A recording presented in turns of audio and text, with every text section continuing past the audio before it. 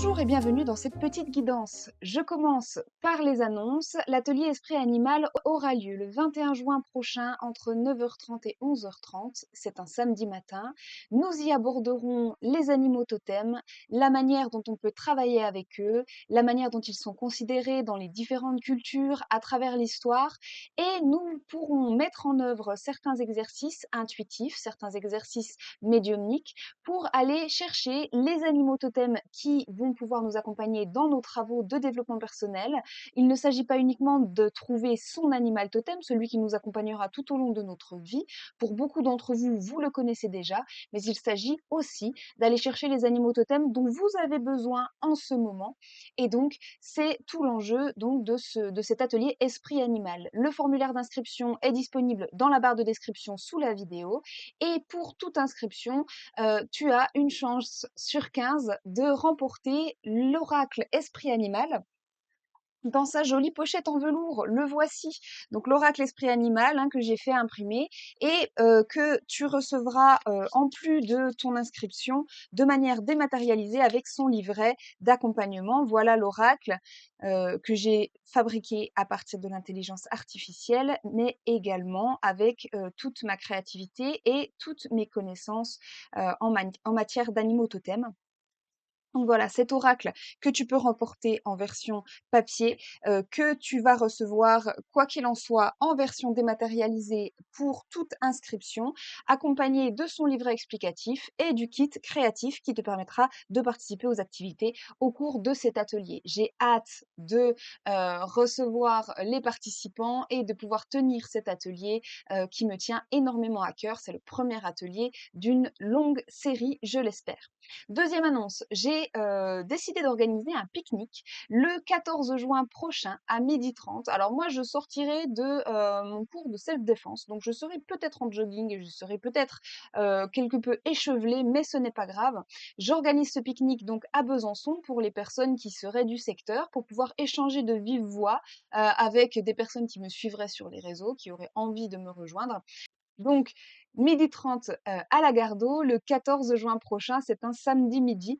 On tirera le pique-nique du sac, chacun apporte de quoi manger et puis un plaid pour s'installer confortablement et pouvoir bavarder au bord du Doubs. Bien évidemment, c'est sous condition de beau temps. Je viens également d'envoyer la newsletter du mois de juin. Tu peux recevoir celle de juillet si tu m'indiques en commentaire ton mail ou ton numéro de téléphone. Je t'enverrai cette newsletter qui est en fait ma revue spirituelle remodelée sous forme de newsletter. Donc tu as bien sûr mes infos, mais également une lettre thématique, un tirage à choix et bien souvent des rituels, des prières, de quoi alimenter ta spiritualité. Pour le mois de juin, elle est consacrée à la notion de compagnonnage et elle sortira de nouveau tous les 2 mois. Donc le prochain numéro sortira début août, mais tu peux recevoir la newsletter actuelle sur le compagnonnage début juillet si tu m'envoies ton mail dès à présent, si tu me le mets dans les commentaires.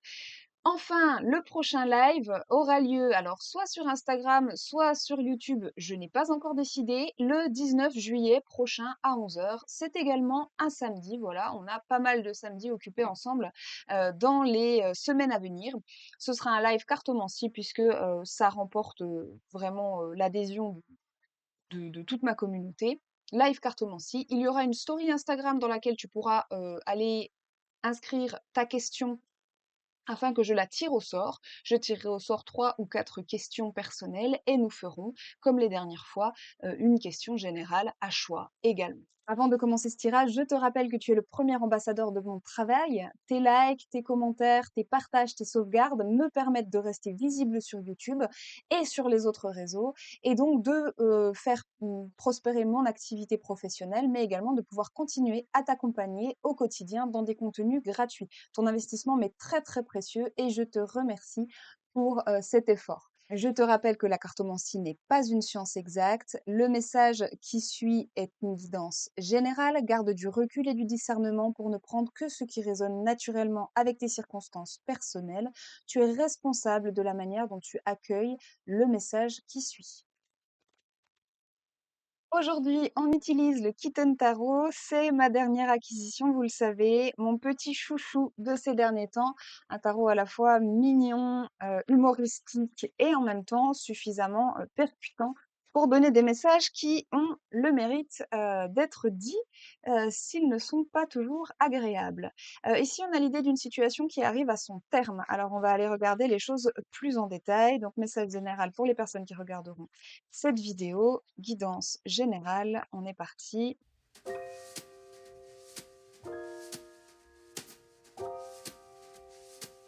Le notage semble concerner un retour à la justice et à la tempérance, à la réciprocité.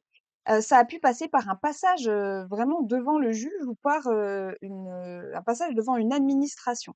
On a l'idée d'une situation de conflit qui se termine, ou qui est en tout cas en train de se terminer, hein. La fin est déjà dans les énergies, mais n'est pas encore complètement actée, probablement parce que c'était une situation assez difficile au départ, assez complexe. On a l'idée d'un long cheminement karmique qui va enfin pouvoir toucher à sa fin, mais ce n'est pas encore tout à fait le cas. Il reste quelques efforts à faire, quelques pas à franchir dans ce travail. On a quand même l'idée d'une personne yang ou d'un homme, d'un masculin, ça peut être une femme avec des énergies yang, qui est en train de reprendre pleinement son pouvoir personnel. Il y a une vraie décision de quitter tout ce qui a pu être lourd, tout ce qui a pu être conflictuel, tout ce qui a pu finalement peser sur le bonheur de cette personne, sur son épanouissement, sur sa prospérité également, puisqu'on me parle également de prospérité. Et donc, il y a une décision en cours qui est en train d'être actée. C'est pas toujours facile, hein, quelquefois il faut du temps pour acter les choses complètement, pour vraiment prendre le pli que l'on s'est imposé. Mais ici, il y a vraiment l'idée de quitter une situation, de quitter certains échanges, de quitter, je ne sais pas, un travail, une relation. Voilà, il y a vraiment l'idée de stop. C'est présent dans le 10 de bâton, c'est présent bien évidemment dans la carte de la mort, c'est présent dans le 8 de coupe. L'idée étant de se sentir radicalement mieux. Et là-dessus, il n'y a pas de débat possible. Donc, tous les conflits qui nous ont pesé, qui nous ont fait du mal, on les balaie. Il n'est plus question de ça. Toutes ces émotions lourdes, on les balaie et on prend les décisions nécessaires. On coupe les fils qui sont à couper, hein. On a cette idée dans la mort ici et aussi dans le 6 d'épée. Je ne m'encombrerai plus ni l'esprit, ni le quotidien, ni le cœur, ni les émotions. Avec ces histoires, c'est terminé. D'accord? Donc, le passage en justice a pu permettre justement de clarifier les choses, de les assainir, de donner vraiment une direction très nette et très carrée à une relation, à un partenariat, à une situation professionnelle, que sais-je. Et c'est cette décision de justice qui va permettre justement eh bien, euh, d'être droit dans ses bottes et de tenir ses engagements d'abord envers soi-même pour son propre bien-être. Et donc, on a une guérison suite à cette décision de justice, une guérison, un réalignement et la notion de réciprocité qui revient. J'ai quand même, à la fin du tirage, 2 cartes que je vais aller doubler parce que alors, je voulais d'abord aussi, évoquer, la carte du 3 de bâton, hein. On a vraiment l'idée d'une progression qui va d'une situation très, très, très douloureuse à une situation constructive et à une situation aussi où on partage, où c'est une situation commune. La carte est pour moi très, très évocatrice parce qu'en fait, au niveau de ce qu'elle représente ici, hein, on a, un petit chat comme vous le voyez, qui est avec ses copines souris et qui est sur un ponton au bord de l'eau et qui est à la pêche. Je vais faire je vais essayer d'avoir une mise au point correcte. Et ça évoque pour moi une situation que j'ai connue pas plus tard qu'il y a 2 jours. Donc, je sais exactement pour moi ce dont ça parle. On a l'idée qu'il y a eu une situation de partage entre plusieurs personnes qui a posé les bases d'une construction progressive vers quelque chose de beaucoup plus heureux. Je vais doubler le diable et le fou. On a un diable dans ce jeu-là qui est particulièrement serein. Je le trouve très doux, ce diable. Donc on n'oublie pas la symbolique de la carte évidemment, mais dans ce deck-là, il est un petit peu atténué. Disons qu'on le trouve quand même beaucoup plus sympathique, en tout cas visuellement, hein, que ce qu'il pourrait être dans d'autres jeux. Je crois que je suis en train de capter le message. Je vais quand même doubler ces cartes de sorte à 4 de bâton. D'accord, OK. On a l'impératrice et l'empereur, hein, donc là, il peut être question d'une situation de famille. On peut avoir une situation de famille dans laquelle une décision de justice permet de clarifier les choses et de les rendre carrées. Donc, par exemple, si on a des familles séparées ou des familles recomposées, on a l'idée que le passage devant le juge avec les histoires de garde, etc., ou la fin d'un divorce, la prononciation d'un divorce permet d'avancer et de se faire des bases beaucoup plus solides. L'idée étant qu'on est libéré ici avec le fou d'une forme de toxicité et qu'on a en fait un diable qui ne portera plus, qui n'aura plus la possibilité d'atteindre à la sérénité, notamment de cet empereur, et peut-être aussi de son impératrice, très certainement de son impératrice également. Donc là, on peut parler d'ex-conjoints particulièrement toxiques et envahissants. On peut aussi parler, pourquoi pas, hein, d'une situation professionnelle qui pesait sur le couple parce qu'elle prenait trop de place.